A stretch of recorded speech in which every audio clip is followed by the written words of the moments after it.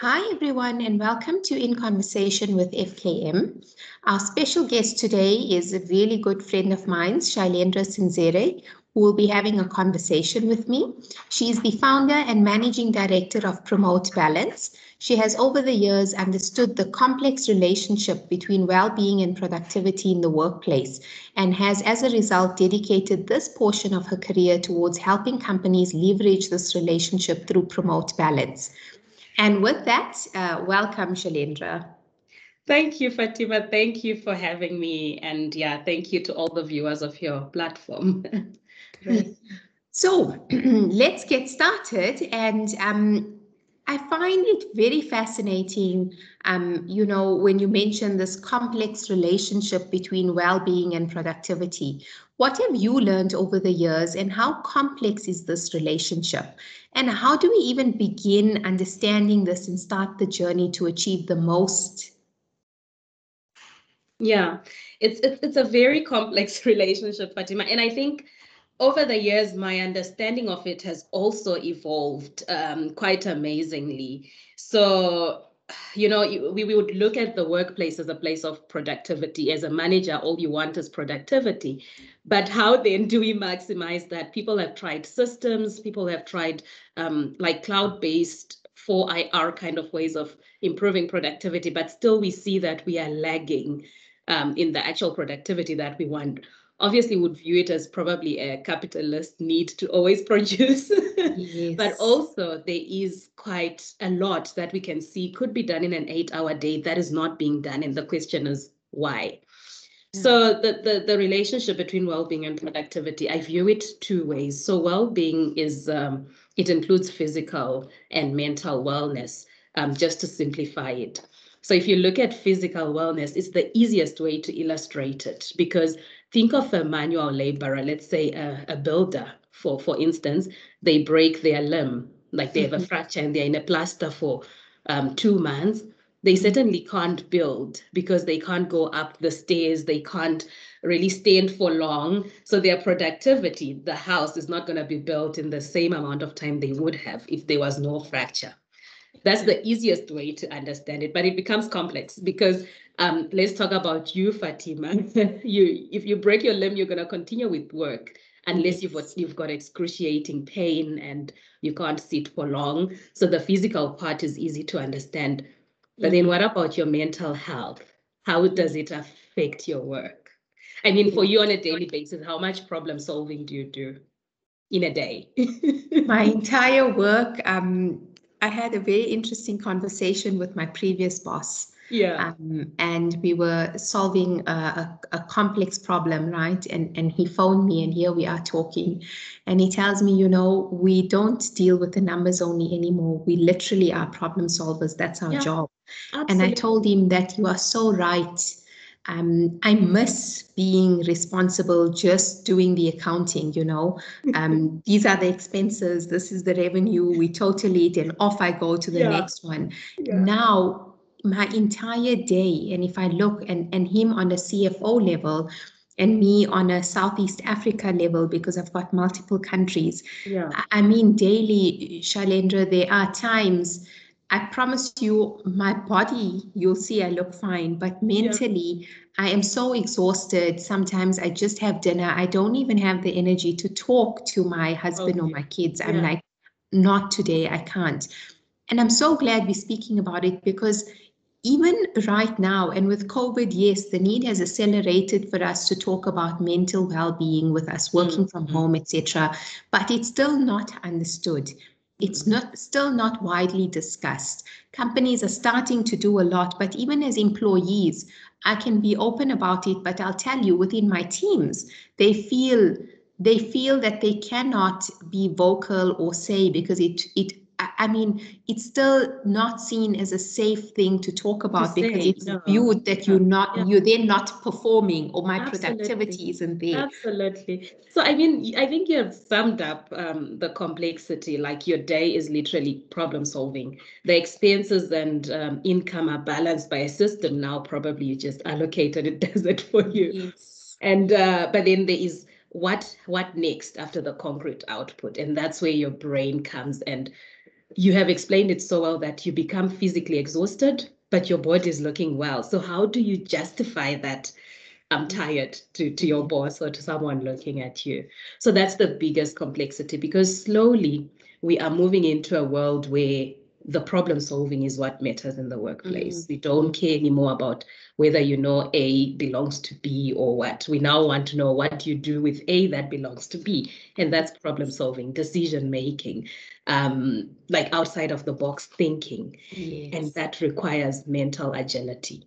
The same way the builder needs to be strong to walk up and down is the same way that your mental well-being has to be strong for you to quickly make a decision, quickly problem solve. Exactly. And that's the wellness that we're talking about. I don't want to throw a spanner in the works, but as you were talking, I thought another element that adds to this complexity, I don't know what your view is, but mine is that as human beings, we are complex creatures. Yes. And now you want productivity from us. We need that well-being, we need that balance, like you're saying, and the fact that you're dealing with so many people, now it's fitting in terms of why you're saying it's so complex, because the mere fact that we're dealing with us, a complex being, a complex being in itself. You know, the thing that motivates me to work is something that's outside. Probably my external motivation is I want to fend for my family, and my internal is I want to be successful. But then that in itself, to call it motivation, it has to speak to the brain, and then the brain has to view it as motivation. And then I have to take out like another aspect outside of me for me to be motivated. So there are a lot of aspects that come into play when it comes to work. But the equilibrium, if we can call it that, is where someone is in a space of well-being, where mentally and emotionally they are able to then bring the best of themselves. So it's complex, Fatima. It's very complex. And I think as employers, a lot of employers don't view it that way. They're like, we have an insurance cover, a disability cover. So if someone gets a mental illness and they can't do their job, they must claim from a disability cover. Fair enough. That's a great first step cushion for the company. But they always think about maybe, what can I say, like the levels such as the janitor or the clerk. They don't view the director being the one now needing disability insurance and what impact it will have on the company.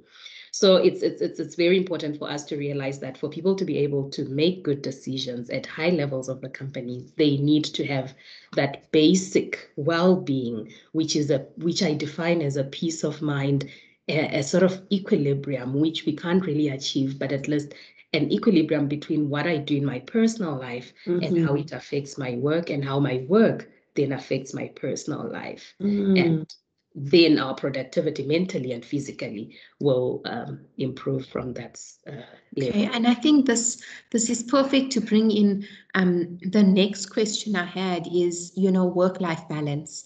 Everyone is talking about it. We may have touched on it in terms of the equilibrium you mentioned. So how does this fit in with this complex relationship of well-being and productivity? Yeah. So it fits in very nicely. Balance in itself is a questionable concept, but I hope we get a chance to delve into that in this conversation. But if we're looking at it plainly from layman's terms, the balance that we talk about is there's life and there's work. So my background, as you have probably highlighted, is that I come from a very clinical background of occupational therapy. And in occupational therapy, we view three domains of life, basically, which is work, leisure, and what we call activities of daily living. So to me, work-life balance encompasses balancing my work, my leisure and recreation, and my activities of daily living. Well, activities of daily living includes like how I clean my house, how I bath myself, take care of my child, etc. So for me, that is what the balance means. And for a human being to actually live a fulfilling life and a meaningful life, it has been proven over and over again that you need a productivity task. It can be work like you and I work, or it can be a housewife who's every day doing plans for the house, taking kids to school, because that's work in itself as well. And then it can also be like the leisure and recreation, because you know what, those things bring us like happiness, positive emotions, and these positive emotions refuel us to be able to then give back. So it's very important to have that time where you read, if that's what you enjoy, or cycle or exercise. So that's part of life. And thirdly, the ADLs, which is your daily activities of bathing yourself, because that's very basic. And you know, someone who's lost that equilibrium of well-being, the first question you asked, will struggle with waking up and bathing. Those become really effortful tasks. So that's a very important aspect of well-being. So making up your time to bath, making time to actually schedule your day. How are you going to do it?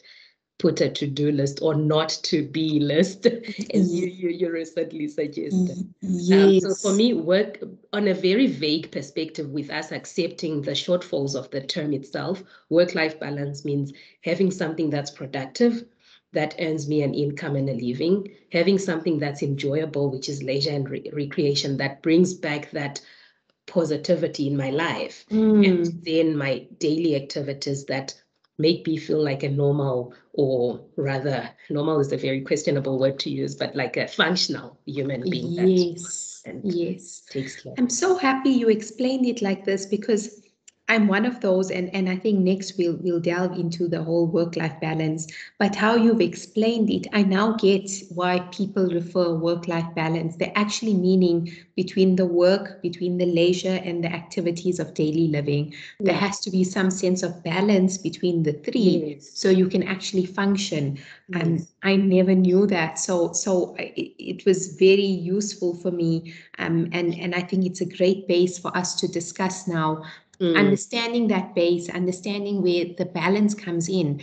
Would you say now, in between the work and the leisure part, the next level, or layer, could I say, where we talk about work-life balance, is this achievable, or do you think this is just a fallacy we keep pursuing as humans, because there's this concept and we must just continue pursuing it? What's your views on that? My view is it's complex, but in a nutshell, if I'm to pick whether it's achievable or not achievable, I would say it's achievable. So because the only problem is, when we think balance, we look at equal sides, but balance just means something is not falling. Let's go back to that builder that broke his leg, or her leg. So she's going to be using like crutches now. So on the right side where she's broken, she's going to have a crutch to help the limb to then walk and balance as they walk. So it's got two supports, and the left has one support. So it's not equal. This one is two, this one is one, but it's bringing a level. So for me, that balance means the functional person. So if I'm a functional person, it means I'm balanced. So it doesn't matter if my 12 hours are going into work and 3 to leisure and then 5 to sleeping and ADLs. But if I am functional at the end of the day, I can come to work. By functional, I can come to work. I can still make those complex decisions correctly. I can still sit through the chair and not complain of my backache. I can still concentrate in a meeting.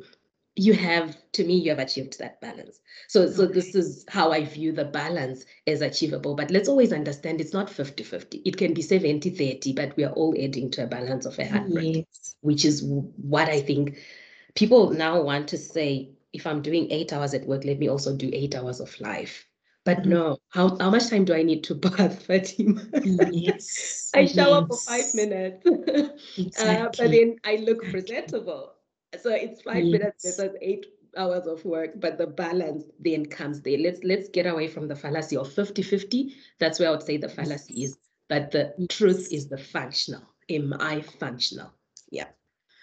I love the way you've explained it. So the question that comes to me, because I was never a proponent of believing in work-life balance, because I viewed it as having to be 50-50, what you've said. And so I like to use the term work-life integration. So for me, then my question is, as you've explained it, or what you've explained to me, is the way I view work-life integration. So is there then a difference, yes, between work-life balance or work-life integration? Or how do you view that? I think let's briefly look at the history of this whole work-life balance. I think my opinion has been very much informed by my occupational therapy background. But generally, work-life balance started in the second industrial revolution, where the machines came into play and people were working 14 hours, 16 hours a day. And back then, you would know the roles of women and men were very much stratified. So women were also, after those 14 hours, meant to take care of households, meant to make sure the kids are going to school. There wasn't a lot of school, but the kids are balanced, the house is cleaned. So women's movements came in and they're like, no, we want work-life balance. So in as much as literature, that's when it started. So they say, no, for the women and children, let's give them more time to play for the children, more time to take care of the households for the women. And that is where the balance was coming. So, well, it progressed over the years and it got to 8 hours a day, 40 to 44 hours a week of doing work, because that was what was found to be ethically right. So that's where work-life balance came. But then what they then proposed was more like a work-life, well, it could be work-life balance back then, because you would go to the workplace, the machines are there, do the factory work, leave and go. Unlike now, where it's a digital age, the machine is with you. It's on your phone, it's on your laptop, it's in your house. You can literally go on your smart TV and log into work email. So the idea of balance in the way that the 18th century people viewed it is now a fallacy. It can't work because there's no workplace that we go to. Worse with the COVID now. Yes. Working from home. So I think integration is a very nice way of looking at it. My only problem, Fatima, with integration is, to me, it's more applicable to high level jobs and levels, because I'm thinking, you know what, I can leave work at 3, go and pick up my daughter, send her to sports. While she's doing her sports, I'm working in the car, replying to a few emails or checking some work so that's an integration. But think of a teller in Spa, like a cashier. Can they actually do that? Because their workplace is still a place. Their machinery is still in a place. So they're still very similar to the 18th century. So integration for them is non-existent. Even in in accounting or in HR. So the HR officer can't really go and say, I'm doing leave schedules at home, when the person that should bring the leave schedule is in the office. So how applicable is it to some levels? But for you and I, we probably have the flexibility. I'll just say, see you at 4. I'm just going out for a bit and then I'll come. Because work, I've got that privilege, maybe because of the kind of job or the level of job that I am in. So integration to me is, to an extent, an employer's way of saying, we care for your well-being, but we don't. Depending on the level of the job that you are at. For the executives, it works, but for the entry level and middle level jobs, I don't think that it's very practical. Yeah. I love that you brought it, because you're right. I think I'm so into my career 14 years down the line that we tend to forget what it was like in the beginning. And as you were talking, I was thinking, even myself, where I started, there was no work-life integration. I mean, you're doing your articles.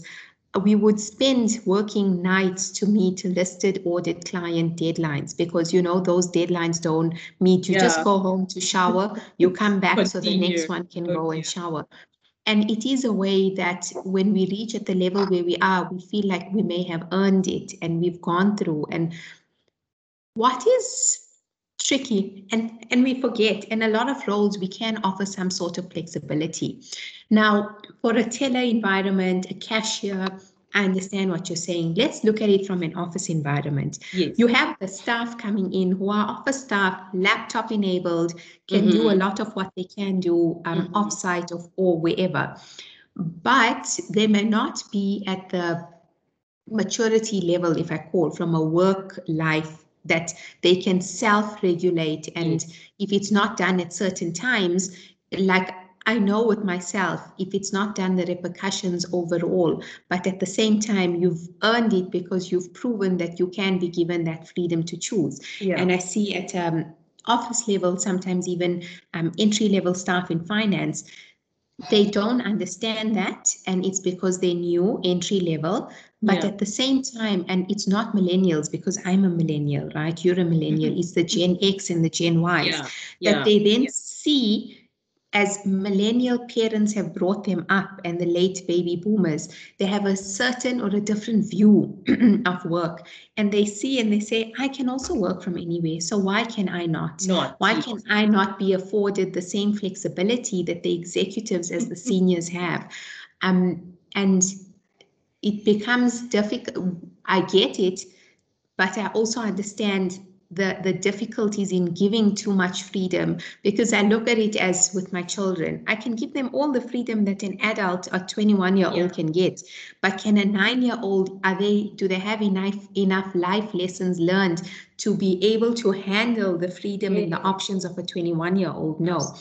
And I view work life in the same way, that when you come in, you have to learn certain things, because otherwise too much freedom will do what it does to a young kid. How do you navigate that? It becomes difficult, and they're not shy to challenge you, and we have to work with them. We have to bring them in. Yeah, they challenge you. I work with 2 millennials, Fatima, and they're amazing. They keep me on my toes.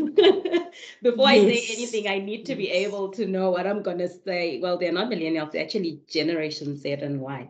So I think what I like how you stratify actually the people that we work with, because to baby boomer, it will never make sense that you can work from home. I think those are the people that are applying for permits to go to the office place more than anyone else, because for them it just makes more sense. But then when you now look at the other generations going down, the way they view life is very different. So I would find that the way I incorporate work-life balance in here where I work is, let's talk about your boyfriend, because they want to talk about their boyfriend. They want to talk about the music gig they went to. Let's give 10 minutes to that, because that is how we can integrate work into life for them, but not necessarily giving them that whole freedom of saying, go and work from home. I think one of the biggest thing I've believed in the workplace today is that self-regulation is the thing that's going to take you the furthest, because there are a lot of distractions in this generation, in the life we're living now. And unless you're able to generate yourself, to regulate yourself, you're not going to be able to advance. So I completely agree with you on that level, to say, if the Gen Y and Z would spend a whole day on Facebook, or would spend a whole day cycling because that's what they like, they're very individualistic. Why don't we have a cycling day or like a leisure day in the workplace? That is how we would integrate it for them, rather than giving them the freedom to do it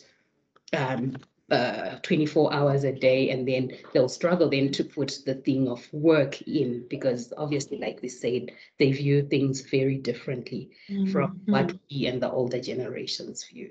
So work-life integration. But you know what? I recently came across this opinion by Jeff Bezos. He says he believes in work-life harmony. And I think that is what happens. I am buying more into his idea, because this is what happens with the entry level.